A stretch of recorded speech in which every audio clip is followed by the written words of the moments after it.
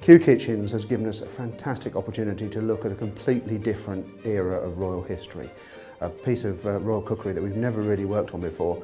We've spent a lot of time looking at the famous kitchens of Henry VIII, but this is completely different and we're really excited. What we've got here is a fantastic blank canvas.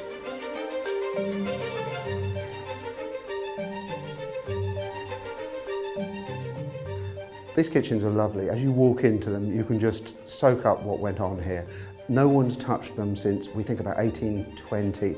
So you've got all these years, all these layers waiting to be unpeeled, and we're really looking forward to finding out what each space was used for.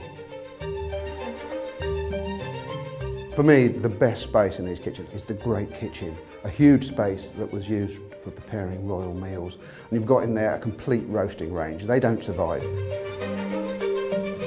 This range will have cooked roast beef for the king. You have spit racks on the wall, and then above us we have a set of gears that would go down to the spit, so you don't need anyone turning, it's all mechanical.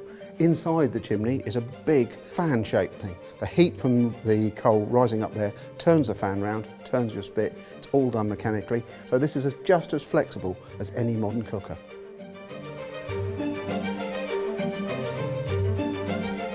All of the rooms down here tell their own story if you know where to look. This room's really great because the clues are all here. It was used for baking, it has 2 ovens in it. Its old table is so big that no one's bothered to move it, it just still sits here.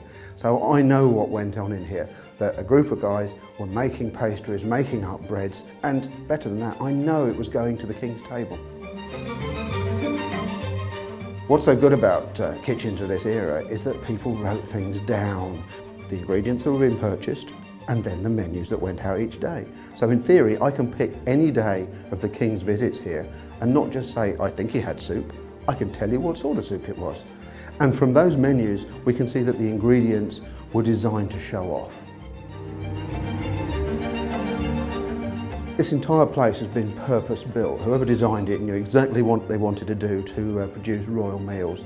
And so out of the Great Kitchen, we have this lovely little doorway with a hatch on it, and outside of there will have been service tables, and beautifully uniformed servants come down, take all the food across to put in front of the king. The features are all there from a Georgian kitchen. The little slats to let the air through, the paint is still on the walls, and it's the decor of that time. You're seeing what they thought was special. Our big aim is to not just look at this kitchen, but get them cooking again.